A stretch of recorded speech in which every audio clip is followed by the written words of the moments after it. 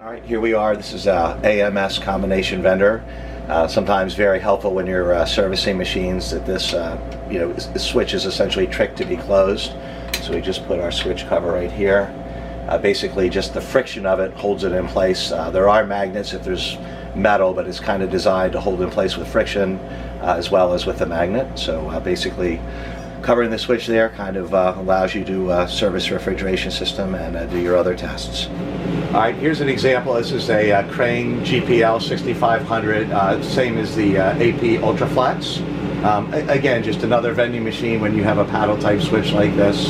So we basically cover the switch, and basically then you can insert money, you can do your test as if the door is closed. So again, saves a lot of time and very easy to use. All right, and here we're doing a test fit. We have a Dixie Narco BevMax.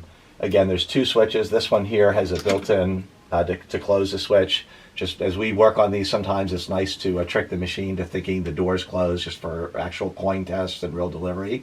So this little cover right here kind of pops into place, covers the switch, and then essentially the machine thinks the door is closed, so you can actually use money, and as you can hear, the refrigeration system will come on. All right, now we're having fun. This is a Crane Merchant Media.